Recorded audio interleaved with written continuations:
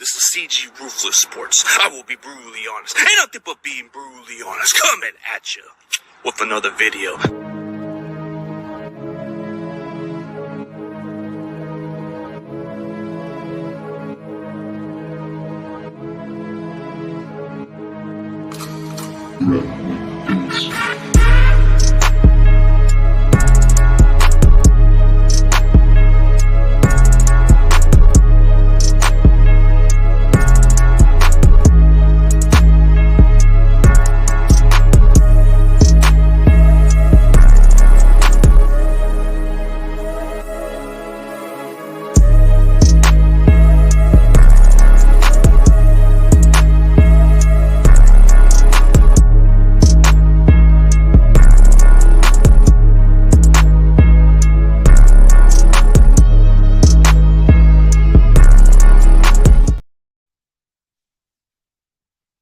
Ladies and gentlemen, let's welcome Dr. Nirav Pandya. What's up, man? Good. How you doing? Thanks for having me. Appreciate it. Doing really great. Man, it must be great to have a sports doctor that knows all the injuries and all the recovery time, right? It makes it hard watching as a fan too.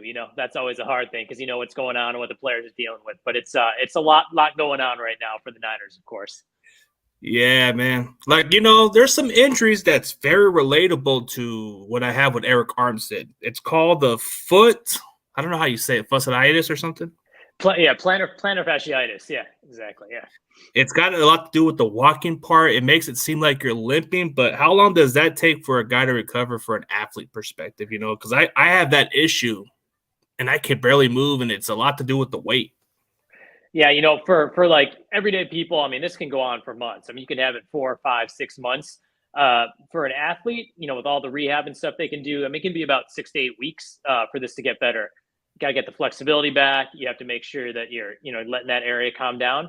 But yeah, if you're a bigger player, like if it's a running back, cornerback, turn around in a couple of weeks. But for someone like Armstead, who's big and powerful, you're constantly putting that weight across the foot. I mean, it can be 6 to 8 weeks. So, looks like he's out of the, clear with that stuff. Obviously, he had the break on the other side, but it's tough for NFL players to come back from that. You're just putting so much force on that foot.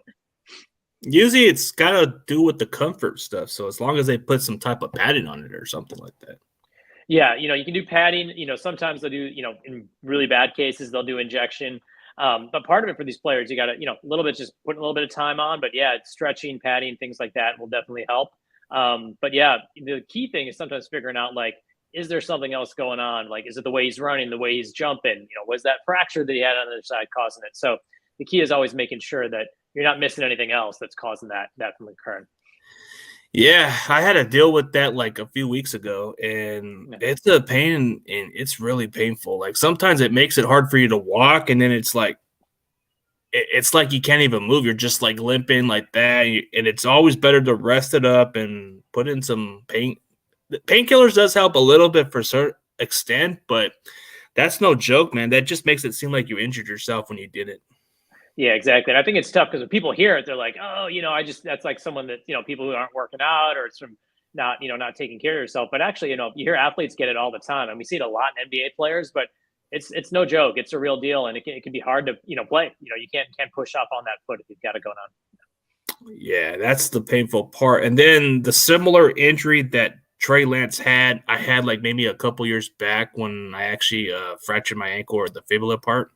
Yeah. That one takes I think it takes like 6, maybe like 4 months for certain people. But I think for athletes, they can come back in probably like 8 to 12 weeks or something. Yeah. A lot of it obviously depends, the bone itself, if it's just the bone that's broken. I mean, you look at the early side, some athletes can come back 10 to 12 weeks. You throw the ligament in there, which they reported that, Trey Lance bothered is, kind of injured as well too. Then you start pushing back 4 months, 5 months as well. It varies from player to player. So like if you're on the D line, use the possibility you can come back in 10 to 12 weeks. You're just piling forward, maybe doing a little bit of running. For a mobile quarterback, even though the bone and the ligament may be healed, it's all really about like, are you confident? Can you run? Can you cut, and things like that? So there's a big span in terms of when people come back, 10 to 12 weeks for some people. But for like a running mobile quarterback, it can be 4 to 5 months, which is kind of putting Trey Lance as possibly, could come back in the playoffs if you kind of look at a time frame. But, the teams obviously ruled him out, but you never know what may change. So you think there's a possibility that maybe that's why Shanahan's hidden the mystery part where he's not giving anybody ideas that he's coming back, right? Yeah, I think so. You never want to be disappointed. You never want to tell someone they're going to come back. But if you look at these injuries, like on average, it takes about 130, 140 days. If you look at all NFL players, I mean, that puts them right in the middle of the playoffs. So it's not crazy. Like if this was like 8 weeks away and you just had surgery, like there's no way. But to tell me that Trey Lance could potentially come back in the playoffs, it like makes sense medically. Obviously, the team knows that, but I wouldn't be surprised either way. It's kind of like, what does the team need and how is he healing?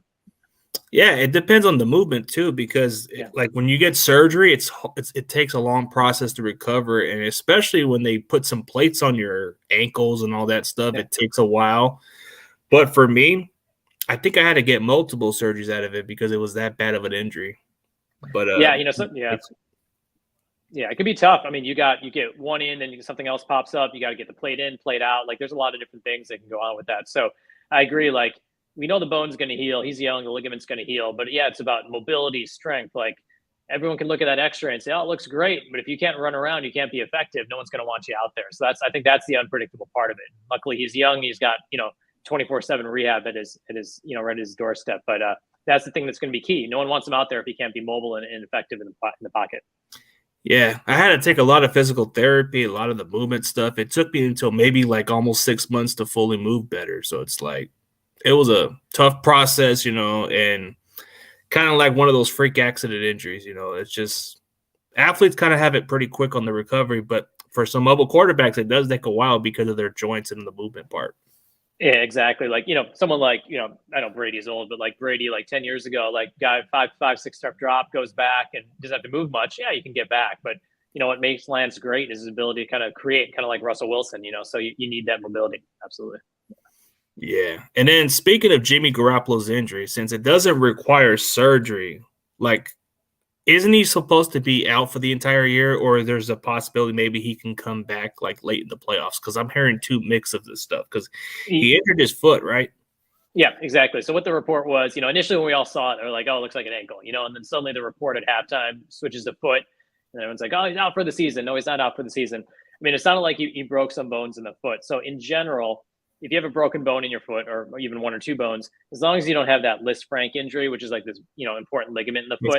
It's a severe injury right there, yeah. Severe injury, yeah. Then you're talking like 6 to 9 months for recovery. But if that doesn't happen, then you're basically just looking for someone his age. It can be 6 weeks for the bone to heal.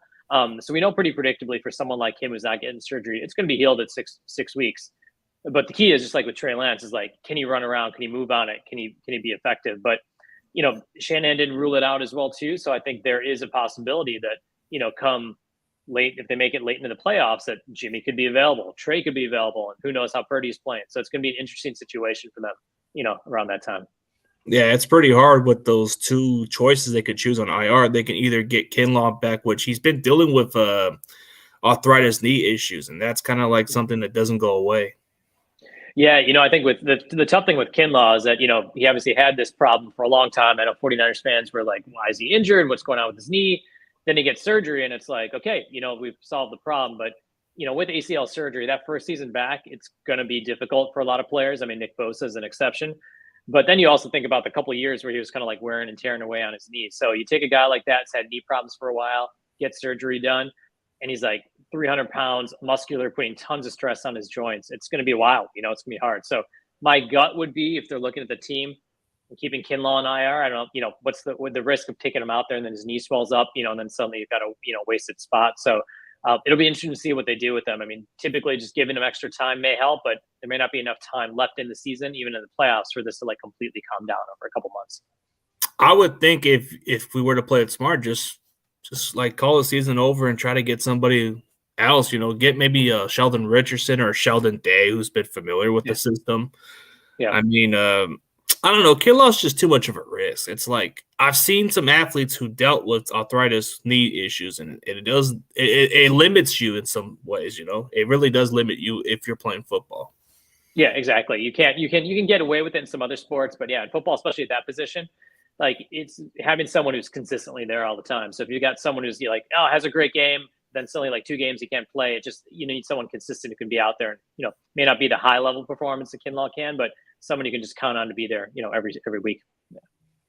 Yeah, it sure does. But when you look at the remaining of those other injuries, man, it's like ACLs in today's injury, it usually becomes a death sentence, but now it's more like they take 9 months or even a little bit expected to recover. Like I'm hearing that OBJ's pretty much recovering as expected, but I don't know. There's mixed reviews that the Cowboys weren't really sure about his health. So I don't know. Like, what's the update if you've checked out OBJ's injury? Yeah, exactly. I think the key thing for him is that, like for people who go first time ACL, like you tear it your first time, like it's definitely changed over the past 10 to 15 years. It definitely was like it was end of your career, like the surgery was brutal, the rehab was brutal, and you just couldn't get back to play at a high level. Now it's like the expectation is when are you coming back? Why aren't you performing at the same level? And a lot of that has to do with, the surgeries, much smaller incisions, much quicker.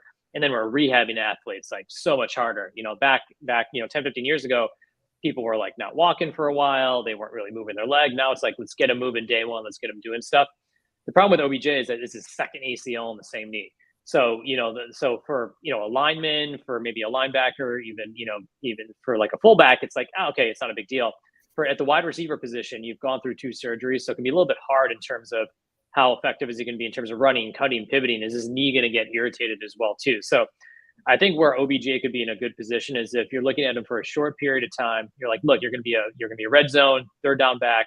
We're going to play you 10 to 15 snaps at the wide receiver position, and his knee can probably hold up for that. But to have someone expect him to be like number 1, number 2 receiver, I just don't think his knee will hold up to that. So second time through his age, I think it's going to be hard for him to be that same OBJ he was before. But short bursts, absolutely, I think he can be effective.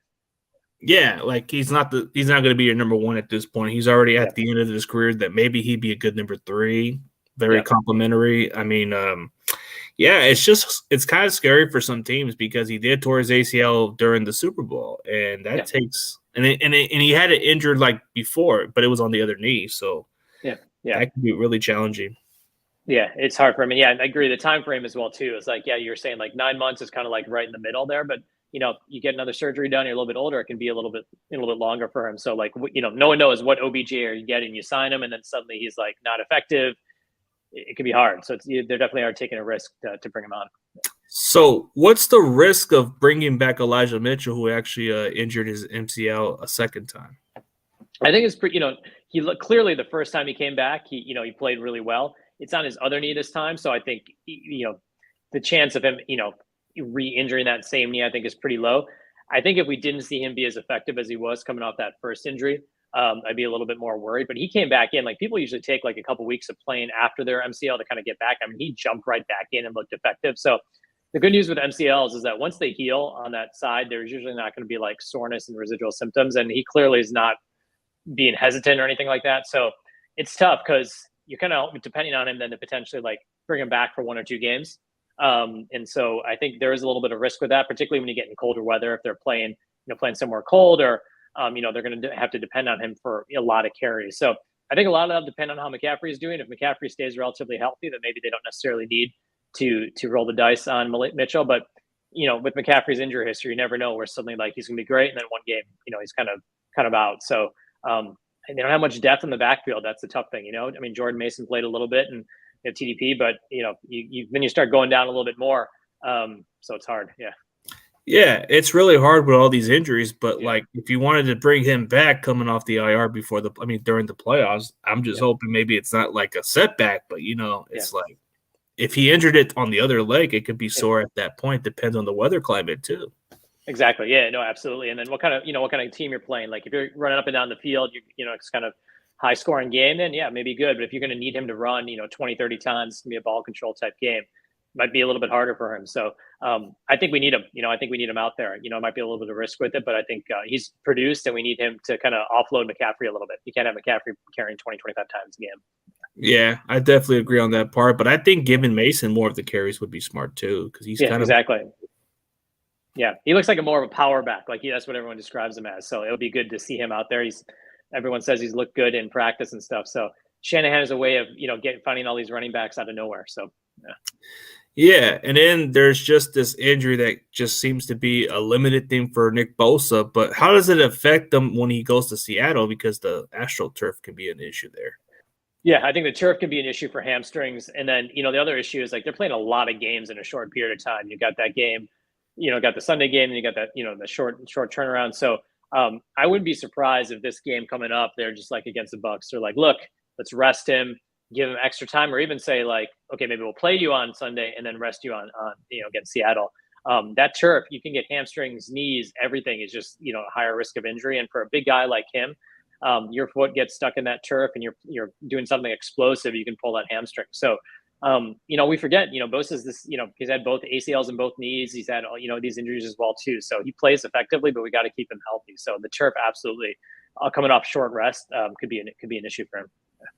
Yeah, usually when you have a shorter week, the body doesn't get enough rest, and all they have is like maybe like 2 to 3 practices, and then they got to go to the game. So it's like not enough time to recover. So it's like I'm not a big fan of Thursday night football because of the short weeks, but but then, like you said, the actual turfs have risked a lot of injuries more than just a natural football field. And I think a lot of players are starting to speak against it for once. I mean, because like if the NFL does care about other players' health being, maybe they need to get rid of the turf. Yeah, no, I agree. I mean, there are multiple studies that show like higher rate of knee injuries, ankle injuries in general, on this turf. And obviously grass is more expensive, but if you're trying to get the best product out there on the field, you can't have your star players tearing their ACL, turning ankles and things like that. So I agree. I think more and more players are kind of making a fuss about it. The data is very clear, even though the NFL released some graph that showed that injuries weren't as big. But I think if you look at it across sports, it's definitely something they have to get rid of, because you can't have your star players going down because they got their foot stuck in the turf or something like that. So yeah, it's expensive for the teams, but the teams are going to lose more money if their star players are getting hurt. So I think you have to make the change. Like MetLife, all those fields out east, they're bad. They're just higher rate of injuries. Yeah, MetLife Stadium is pretty bad. Like I've seen a lot of these injuries have gone on. Like Solomon Thomas got hurt. I mean, you got Nick Bosa. It's just these injuries kept adding up, and I think they had to make the changes at some point. So it's like, do you care about players' safety? Do you care about that, or do you just care about being cheap and conservative? Because that's not going to help make your business. I mean, I get it. Yeah, exactly. And I would be surprising to see interesting, as free agents kind of choose. If you get a bunch of free agents, they're like, look, even though we have 8 or 9 games away, I want to choose to play with a team that has grass. It's interesting to see if teams are going to be like, look, we got a good surface out here. Less chance you're going to have injury. Our team, players are going to be making that decision to do that. So it'll be interesting to see how that plays out over the next year or two. Yeah, and what's even interesting is the Niners are going through quarterback injuries, but it's been like a thing. It's been like a habit thing. It's like, I don't know how we're just devastated. Like, it's like we're either cursed at Levi with these quarterback injuries. Yeah, it's tough. I mean, you see, everyone's getting something. I mean, the only argument you can make, I mean, these seem like freak things. I mean, could you expect maybe the quarterbacks are going to be like, I'll get rid of the ball sooner, don't run it? I mean, you can't tell quarterbacks to kind of do that in the heat of the game. So, yeah, it's been a rough run, running backs and quarterbacks both. You have to go back to like Mostert last year and all these other things. So it's tough, and crossing our fingers Purdy stays healthy. But then we got Josh Johnson. He's up next. So we gotta make sure that we keep the people out there healthy. Yeah, Mr. Journeyman Josh Johnson. This guy's been on 14 different times with different teams. So it's like there's a reason. I mean, he's good enough to get back on the team, but you're on that many teams. That tells you a little bit about your kind of ability to play multiple games. Yeah, he's like the Dante Johnson of the quarterback. Yeah. You can't get rid of him, but he'll come back or something. Exactly. Yeah, it'll be interesting to see. I mean, I'd love to hear what you think about Purdy, but I think it's take this guy, last pick of the draft, and he's he looked good in the game, but how much is it to Shanahan's offense? How much is actually Purdy? It'll be interesting to see what kind of plays out over the next couple of days, or next couple of games. Yeah, that's going to be the interesting thing, because we're wondering as fans, is he just really that good, or is he just a product of what Shanahan does, or is he potentially another Nick Mullins or a CJ Beathard? It's like we've fallen for this before. Yeah, I think all over the NFL, the backup quarterback comes in, he has a great game or two, and everyone's like, oh, he's the next big thing. And then game 3, it's like, oh, that's why he's where he is. But if there's anyone, Shanahan, he's got the system, he's done it with everyone else, so there's a possibility. I mean, I think the one thing I like about Purdy is that he didn't show any fear. Like, he was gunslinging, right away. So that's you can't teach that in a quarterback. So that was something positive that we kind of looked at now. Yeah, I think one of his QB coaches that he trained said something about that, which I'm supposed to have him on maybe by next week or something. He was going to Oh, explain nice. stuff. Yeah, he's taught him everything that he needed to learn. He said that everything he saw from him from right off the bat was pretty much what you'd expect from a quarterback. Yeah, exactly. So that's a good sign. You never know. If he takes us deep in the playoffs, that'll be the interesting question. Come third round of the playoffs or something like that, is he number one? Is do you go Purdy? Do you go Garoppolo? Do you go Lance? Like, I think that's the question everyone's going to want to know if we're getting there. Yeah. Well, they have those 2 IR spots open for the return list, but the problem is like how we're going to get either one. I mean, let's say our running game's doing pretty well. Do we even consider bringing back Elijah Mitchell, even though the running game's looking good with Mason? Or Yeah, exactly. Yeah, and I think it's tough with the running backs. Shanahan's shown he throws anyone back there, and they've got they can produce. So I would almost think that if Mason's doing good and McCaffrey's healthy, like, keep the spot, keep them open for someone else. So it's gonna be interesting how everything plays out over the next couple of weeks. Yeah, sure will. So like, you look at the rest of the offensive linemen, it's all about gelling as a unit, and I get that we have some guys who can step in, but I don't know what is it with Mike McGlinchey. It's like this guy never learns how to pass block. You can run block with him, but it's like he's a crash dummy or something. Yeah, I mean, I think the one thing with McGlinchey, I mean, obviously his performance has been, a lot of people are upset about it. I mean, the injury that he had last year with that quad tendon, which is a big muscle on the top of his leg, I mean, 50% of people don't even come back to play in the NFL after that.